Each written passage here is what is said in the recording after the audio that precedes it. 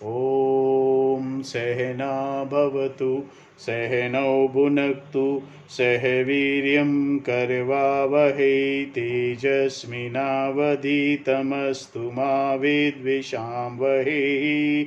ॐ शान्ति शान्ति शान्तिः। श्रुतिस्मृतिपुराणानाम् आलयं करुणालयं नमामि भगवत्पाद शङ्करं लोकशङ्करं शङ्करं शङ्कराचार्यं केशवं बादरायणं सूत्रभाष्यकृतौ वन्दे भगवन्तौ पुनः पुनः। ॐ त्वमेव माता च पिता त्वमेव बन्धुश्च सखा त्वमेव विद्या द्रविणं त्वमेव सर्वं मम देव देवा। ओम गुरुदेव भगवान की जय हो। श्री कृष्ण शरणं मम श्री कृष्ण शरणं मम। देव ऋषि नारद भगवान की जय। श्री सूत जी महाराज की जय। शौनक आदि ऋषियों की जय। भगवान व्यास जी महाराज की जय। शुकदेव भगवान की जय। व्यास जी महाराज की जय। शंकराचार्य भगवान की जय। स्वामी चिन्मयानंद भगवान की जय। स्वामी दयानंद भगवान की जय। स्वामी प्रभुदानंद भगवान की जय। माता पिता की जय। सभी गुरु देवताओं की जय। श्री कृष्ण गोविंद हरे मुरारी हे नाथ नारायण वासुदेवा। श्री कृष्ण गोविंद हरे मुरारी हे नाथ नारायण वासुदेवा। श्री कृष्ण गोविंद हरे मुरारी हे नाथ नारायण वासुदेवा। श्री कृष्ण गोविंद हरे मुरारी हे नाथ नारायण वासुदेवा। ओम नमो भगवते वासुदेवाय। ओम नमो भगवते वासुदेवाय।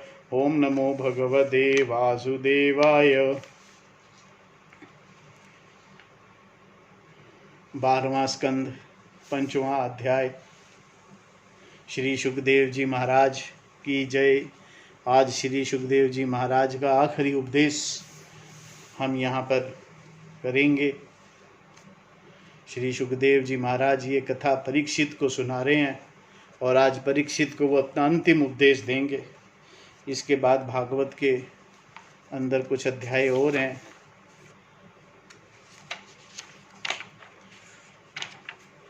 जो सीधे सीधे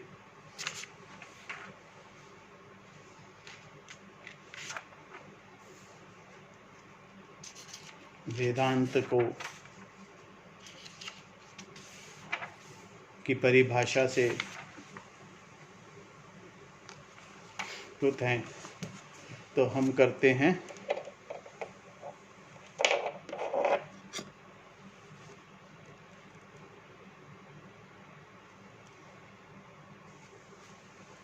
पांचवां अध्याय। श्री सुखदेव जी महाराज कहते हैं, प्रिय परीक्षित, इस श्रीमद् भागवत महापुराण में बार बार सर्वत्र विश्वात्मा भगवान श्री हरि का ही संकीर्तन हुआ है। ब्रह्मा और रुद्र भी श्री हरि से पृथक नहीं हैं। उनकी प्रसाद लीला और क्रोध लीला की अभिव्यक्ति है।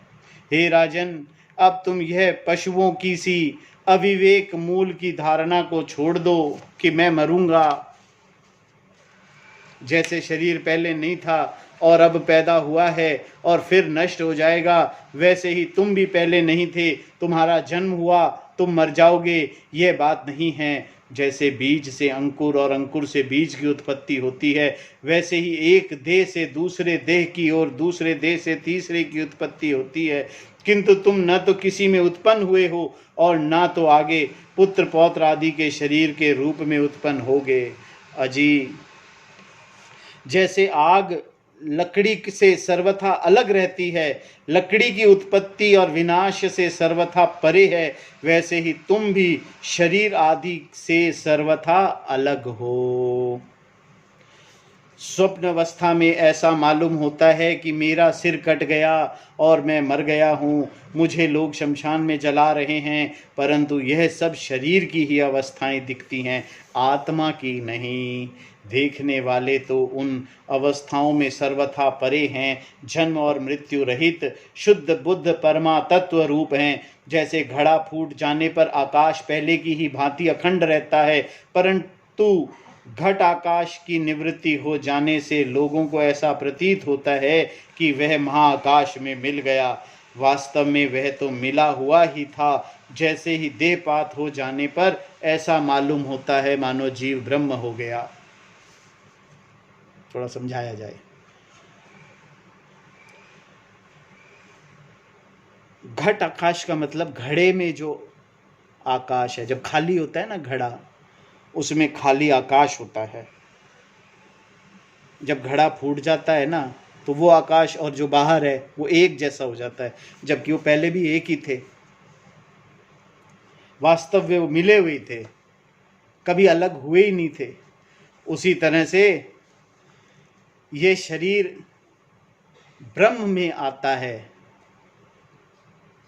उसकी अब्रह्मता तो प्रतीत मात्र थी।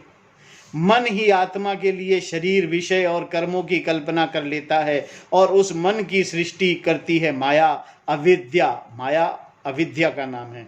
वास्तव में माया ही जीव के संसार चक्र में पड़े रहने का कारण है।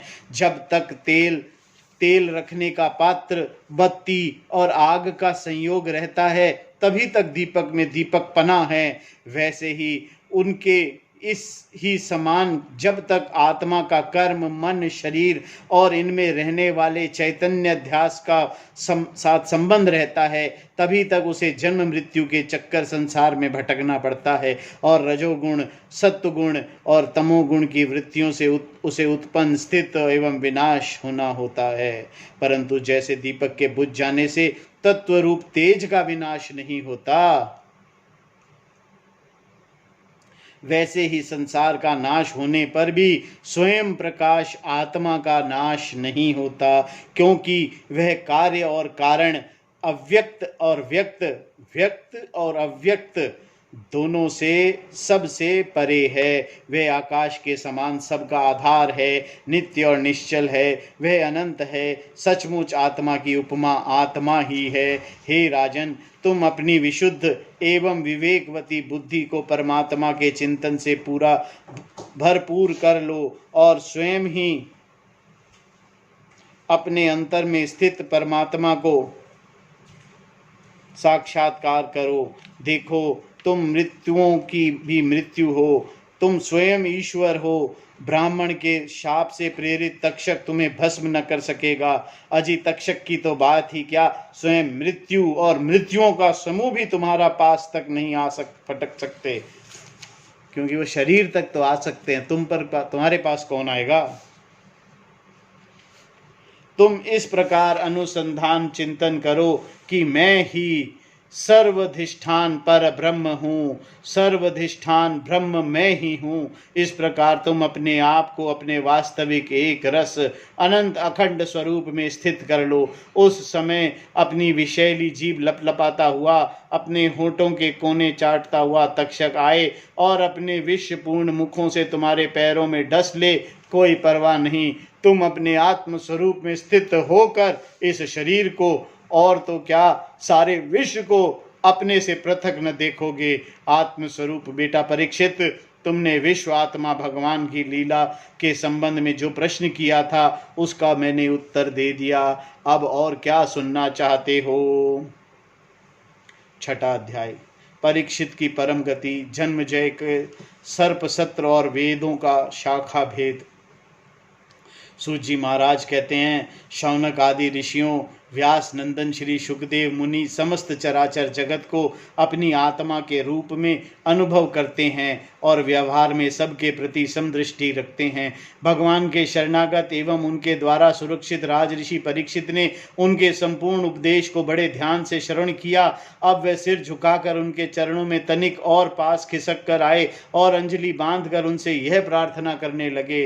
राजा परीक्षित ने कहा, भगवान, आप करुणा के मूर्तिमान स्वरूप हैं। आप आपने मुझ पर परम कृपा करके अनादि अनंत एक रस सत्य भगवान श्री हरि के स्वरूप और लीलाओं का वर्णन किया।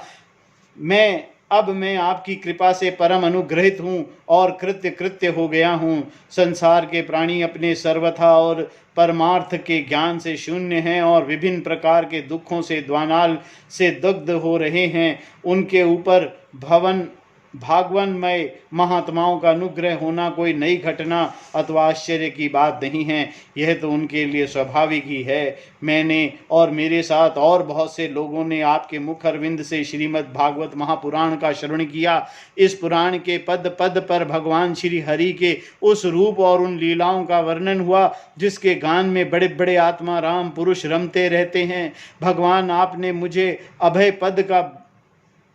पद का ब्रह्म और आत्मा की एकता का साक्षात्कार करा दिया। अब मैं परम शांति स्वरूप ब्रह्म में स्थित हूँ। अब मुझे तक्षक आदि किसी भी मृत्यु के निमित्त से अथवा दल के दल मृत्युओं से भी भय नहीं है। मैं अभय हो गया हूँ। भगवान, अब आप मुझे आज्ञा दीजिए कि मैं अपनी वाणी बंद कर लूँ, मौन हो जाऊं और साथ ही कामनाओं के संस्कार से भी रहित चित्त को इंद्रियतीत परमात्मा के स्वरूप में विलीन करके अपने प्राणों का त्याग कर दूं। आपके द्वारा उपदेश किए हुए ज्ञान और विज्ञान में परिनिष्ठित हो जाने से मेरा ज्ञान सर्वदा के लिए नष्ट हो गया।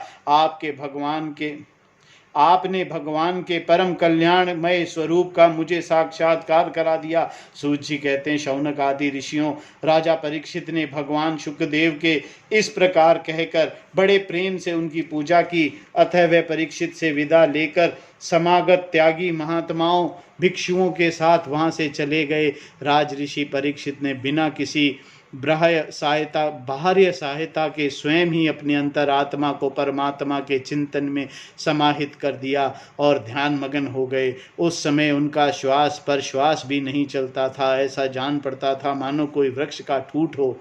उन्होंने गंगा जी के तट पर कुशों को इस प्रकार बिछा रखा था कि उसका अग्रभाग पूर्व की ओर और उन पर स्वयं उत्तर मुंह करके बैठे हुए थे। उनकी आसक्ति और संशय तो पहले ही मिट चुके थे। अब वे ब्रह्म और आत्मा की एकता महायोग में स्थित होकर ब्रह्म स्वरूप हो गए।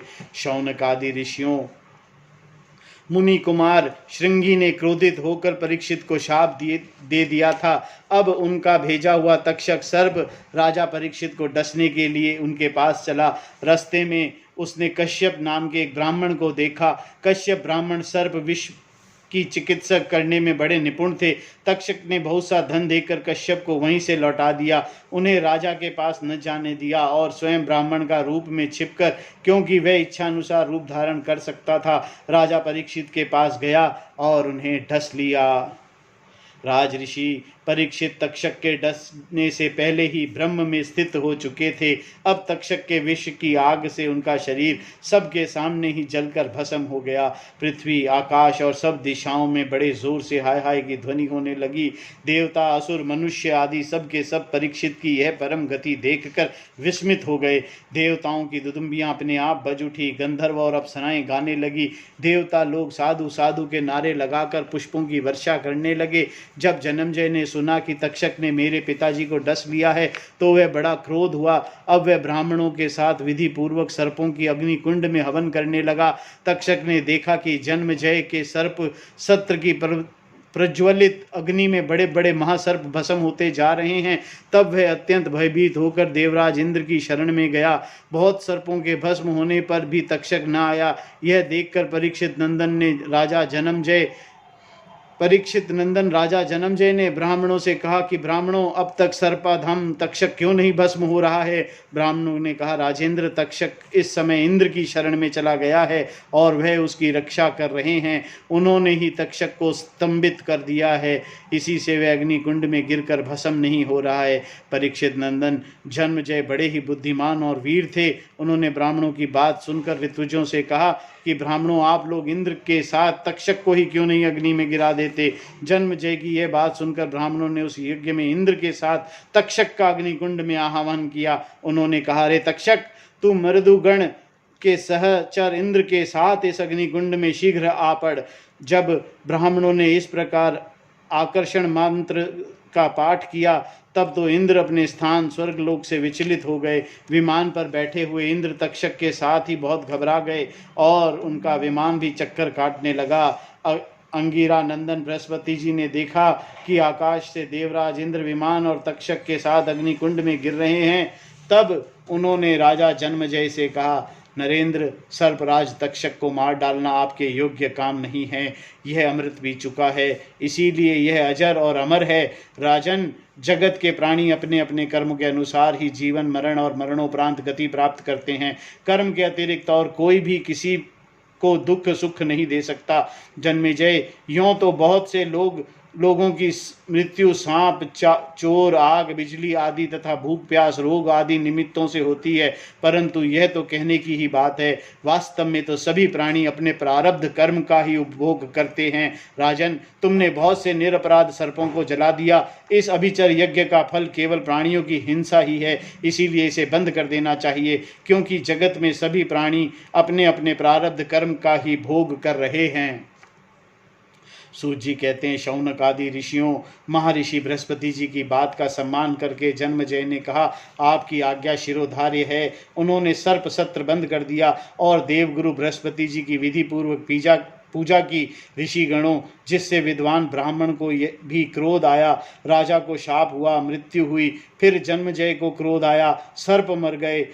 यह वही भगवान विष्णु की महामाया, यह अनिर्वचनीय है। इसी से भगवान के स्वरूप भूत जीव क्रोधादि गुण वृत्तियों के द्वारा शरीरों में मोहित हो जाते हैं, एक दूसरे के दुख देते हैं और भोगते हैं, और अपने प्रयत्न से इसको निवृत्त नहीं कर सकते। विष्णु भगवान के स्वरूप का निश्चय करके उनका भजन करने से ही माया से निवृत्ति होती है। इसीलिए उनका स्वरूप का निरूपण सुनो।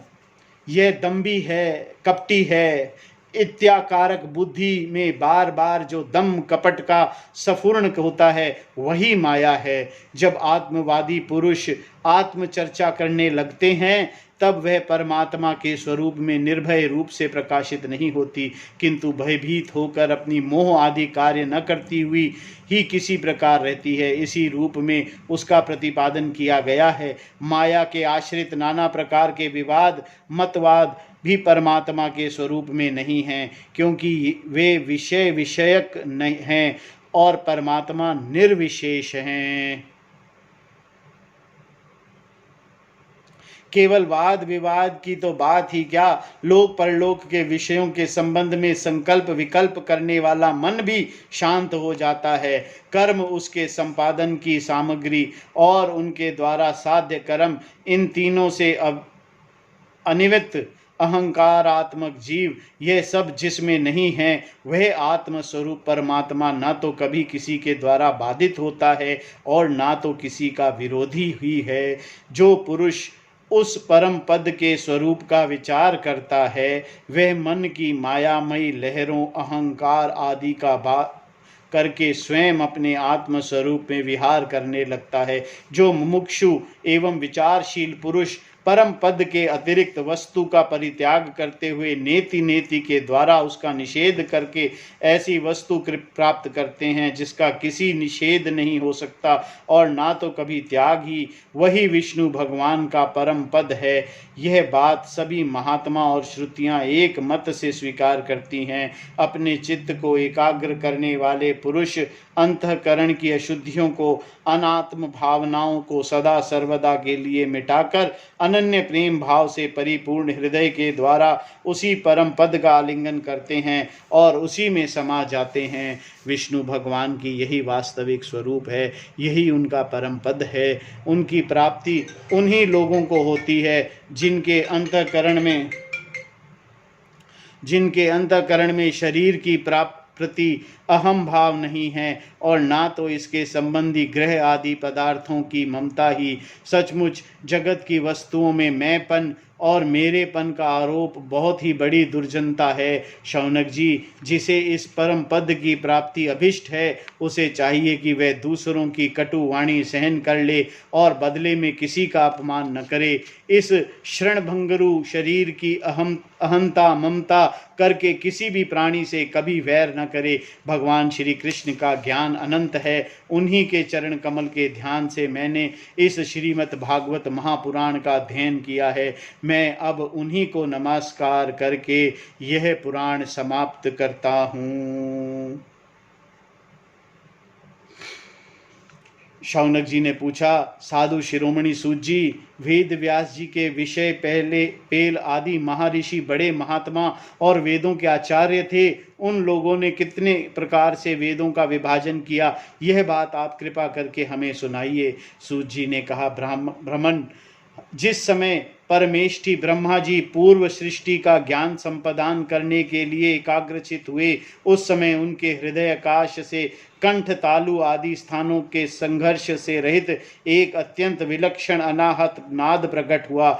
जब जीव अपनी मनोवृत्ति को रोक लेता है, तब उसे भी उस अनाहत नाद का अनुभव होता है। शौनक जी, बड़े बड़े योगी उसी अनाहत नाद की उपासना करते हैं और उसके प्रभाव से अंतःकरण के द्रव्य अधिभूत क्रिया अध्यात्म और कारक आदिभूत अध्यात्म और आदिदेव रूप मल को नष्ट करके वह परम गति मोक्ष को प्राप्त करते हैं, जिसके जन्म मृत्यु रूप संसार का चक्र नहीं है। उसी अनाहत का आकार, उकार और मकार रूप 3 मात्राओं से युक्त ओमकार प्रकट हुआ है। इसी ओमकार की शक्ति से ही प्रकृति अव्यक्त से व्यक्त में परिणित हो जाती है। ओमकार स्वयं ही अव्यक्त एवं अनादि है और परम तत्व परमात्मा स्वरूप होने के कारण स्वयं प्रकाश भी है। जिस परम वस्तु को भगवान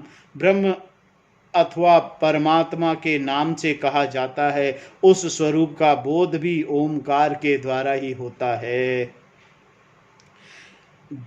जब श्रोणेन्द्रियां की शक्ति लुप्त हो जाती है, तब भी इस ओमकार को समस्त अर्थों को प्रकाशित करने वाले स्फोट तत्व को जो सुनता है और सुषुप्ति एवं समाधि अवस्थाओं में सबके अभाव को भी जानता है, वही परमात्मा का विशुद्ध स्वरूप है। वही ओमकार परमात्मा के हृदय आकाश में प्रकट होकर वेद रूपा वाणी को भी व्यक्त करता है। ओमकार अपने आश्रय से परमात्मा पर ब्रह्म का साक्षात वाचक है और ओमकार ही संपूर्ण मंत्र, उपनिषद और वेदों का सनातन बीज है। शौनक जी, ओमकार के 3 वर्ण हैं, अ, उ और म।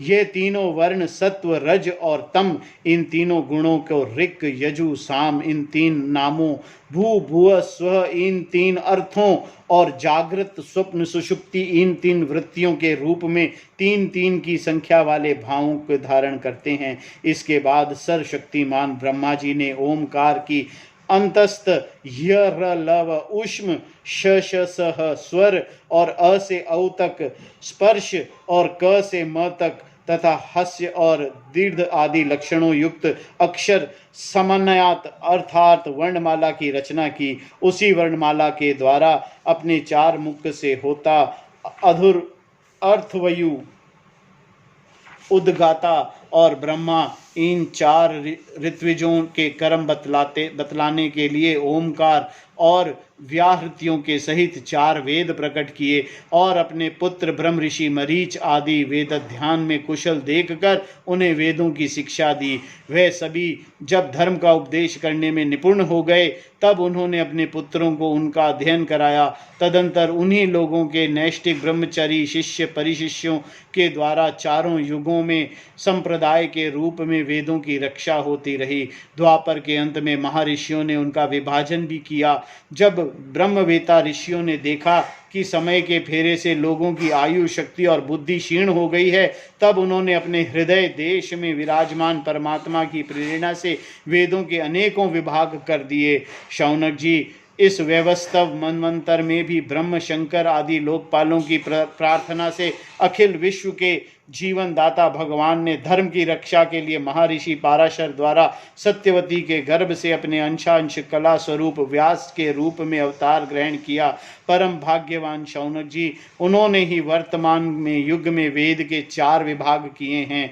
जैसे मणि के समूह को विभिन्न जातियों में मणियों छांटकर अलग अलग कर दी जाती है, वैसे ही महामती भगवान व्यास देव ने मंत्र समुदाय से भिन्न भिन्न प्रकार के अनुसार मंत्रों का संग्रह करके ऋग, यजुर, साम और अर्थ ये 4 संहिताएं बनाई और उन्हें 4 शिष्यों को बुलाकर प्रत्येक को एक एक संहिता शिक्षा दी। उन्होंने ब्रह्मवृक्ष नाम की पहली ऋग संहिता पेल को दी, निगद नाम की दूसरी यजु संहिता वैशंपायन को और साम श्रुति को छंदोग संहिता जैमिनी को और अपने शिष्य सुमंतकु को अर्थ वार्ग संहिता का अध्ययन कराया। शौनक जी, पैल मुनि ने अपनी संहिता के 2 विभाग करके एक का अध्ययन इंद्र प्रमिति को और दूसरे को बाशकाल को कराया। बाशकाल ने अपनी शाखा के 4 विभाग करके उन्हें अलग अलग शिष्य बोध्य, याज्ञवल्क्य, पाराशर और अग्निमित्र को पढ़ाया। परम संयमी इंद्र प्रमिति ने प्रतिभाशाली मांडुक्य ऋषि को अपनी संहिता का अध्ययन कराया। मांडुक्य के शिष्य थे देवमित्र, उन्होंने सौंभीर आदि ऋषियों को वेदों का अध्ययन कराया। मांडुक्य के पुत्र का नाम था शाकल्य, उन्होंने अपनी संहिता के 5 विभाग करके वत्स्य, मृदुगल, शाल्य, गौखल्य, शिशिर नामक शिष्यों को पढ़ाया। शाकल्य के एक और शिष्य थे जातुकर्ण्य मुनि, उन्होंने अपनी संहिता के 3 विभाग करके तत्संबंधी निरुक्त के साथ अपने शिष्य बलाक, पेज, वेताल और विराज को पढ़ाया। बाशकाल के पुत्र बाशकली ने शाखाओं को एक वालखिल्य नाम की शाखा रची और बाल यानी भज्य एवं कासर ग्रहण किया। इन ब्रह्म ऋषियों ने पूर्वोक्त संप्रदाय के अनुसार ऋग्वेद संबंधी ब्रह्मवृक्ष शाखाओं को धारण किया। जो मनुष्य ये वेदों को विभाजन का इतिहास श्रवण करता है वह सब पापों से छूट जाता है। शौनक जी, शैम्पायन ने कुछ विषयों का नाम था चक्राधुव्यू। इन लोगों ने अपने गुरुदेव के ब्रह्म हत्या जनित पाप का प्रायश्चित करने के लिए एक व्रत का अनुष्ठान किया, इसीलिए इनका नाम चरकार्ध्यु पड़ा। वैशंपन के एक शिष्य याज्ञवल्क्य मुनि भी थे। उन्होंने अपने गुरुदेव से कहा, हो भगवान, यह चक्रार्ध्यु ब्राह्मण का तो बहुत ही बड़ी थोड़ी शक्ति रखते हैं, इनके व्रत पालन से क्या लाभ ही कितना है। मैं आपके प्रायश्चित के लिए बहुत ही कठिन तपस्या करूंगा। याज्ञवल्क्य मुनि ने यह बात सुनकर वैशंपायन मुनि को क्रोध आ गया। उन्होंने कहा, बस चुप रहो, तुम्हारे जैसे ब्राह्मणों का अपमान करने वाले शिष्य की मुझे कोई आवश्यकता नहीं है। देखो, अब तक तुमने मुझसे जो कुछ अध्ययन किया है उसका शीघ्र से शीघ्र त्याग कर दो और यहाँ से चले जाओ। याज्ञवल्क्य जी देवव्रत के पुत्र थे। उन्होंने गुरु जी की आज्ञा पाते ही उनके पढ़ाए हुए यजुर्वेद का वमन कर दिया और वहाँ से चले गए। जब मुनियों ने देखा कि याज्ञवल्क्य जी तो यजुर्वेद का वमन कर दिया है, तब उनके चित्त में इस बात के लिए बड़ा लालच हुआ कि हम लोग किसी प्रकार इसको ग्रहण कर लें, परंतु ब्राह्मण होकर उगले हुए मंत्रों का ग्रहण करना अनुचित है। ऐसा सोचकर वह तीतर बन गए और संहिता को चुग लिया। इसी से यजुर्वेद के परम रमणीय शाखा तैत्तिरीय का नाम से प्रसिद्ध हुई। शौनक जी, अब याज्ञवल्क्य ने सोचा कि ऐसी श्रुतियां प्राप्त करूं जो मेरे गुरुजी के पास भी ना हो। इसके लिए उन्होंने सूर्य भगवान की उपासना करने लगे। याज्ञवल्क्य जी ने इस प्रकार उपस्थान करते हुए, मैं ओमकार स्वरूप भगवान सूर्य को नमस्कार करता हूँ। आप संपूर्ण जगत के आत्मा और काल स्वरूप हैं। ब्रह्मा से लेकर तृण पर्यंत जितने भी जरायुज, अंडज, स्वदज और अधिभज 4 प्रकार के प्राणी हैं, उन सब के हृदय में और बाहर आकाश के समान व्याप्त रहकर भी आप उपाधि धर्म से असंग रहने वाले अद्वितीय भगवान ही हैं। आप ही क्षण, लव, निमेष आदि अवयवों में संगठित संवत्सरों के द्वारा एवं जल के आकर्षण विकर्षण आदान प्रदान के द्वारा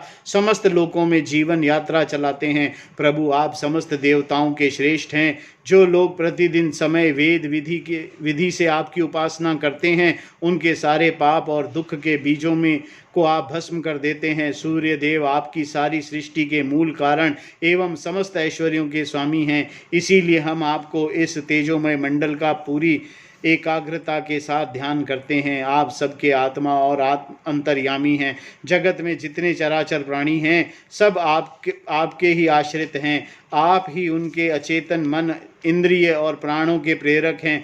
यह लोक प्रतिदिन अंध का रूप अजगर से विकराल मुंह में पड़े अचेत और मुर्दा सा हो जाता है।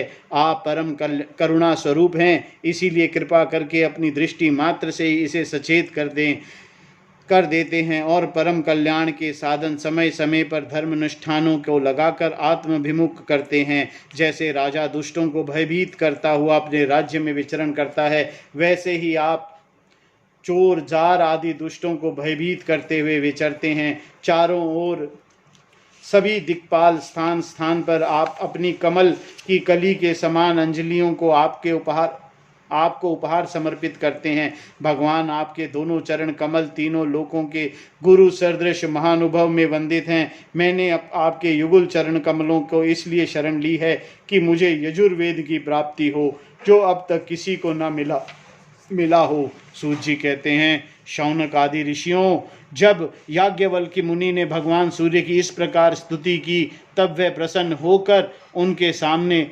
अश्वरूप से प्रकट हुए और उन्हें यजुर्वेद के मंत्रों का उपदेश किया, जो अब तक किसी को प्राप्त न हुए थे। इसके बाद याज्ञवल्क्य मुनि ने यजुर्वेद के असंख्य मंत्रों को उनकी 15 शाखाओं में रचना की। वही वाजसेन शाखा के नाम से प्रसिद्ध है। उन्हें कण्व्य, मंध्यानिधि आदि ऋषियों ने ग्रहण किया। यह बात मैं पहले ही कह चुका हूँ कि महर्षि कृष्णद्वैपायन ने जैमिनी मुनि को साम संगीता का अध्ययन कराया था। उनके पुत्र सुमंतु मुनि और पौत्र थे सुनवान। जैमिनी मुनि ने अपने पुत्र और पौत्र को एक एक संगीता पढ़ाई।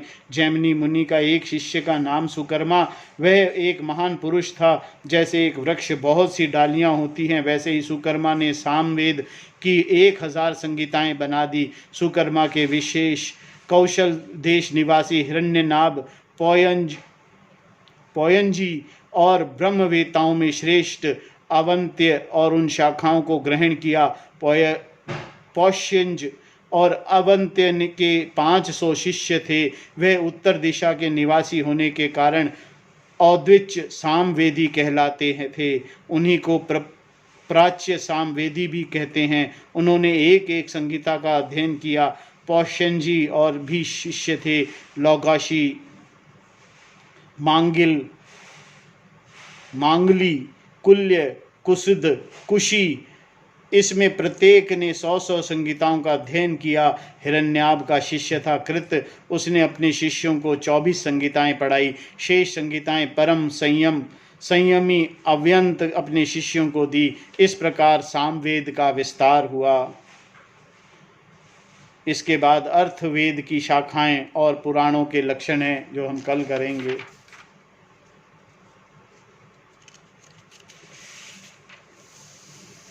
श्री कृष्ण गोविंद हरे मुरारी, हे नाथ नारायण वासुदेवा। राधे कृष्णा कृष्णा कृष्णा राधे राधे राधे कृष्णा। श्री कृष्ण गोविंद हरे मुरारी, हे नाथ नारायण वासुदेवा।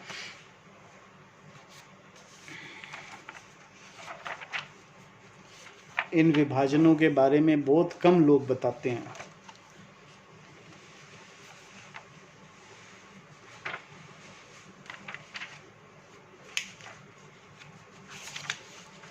ओम नमो भगवते वासुदेवाय।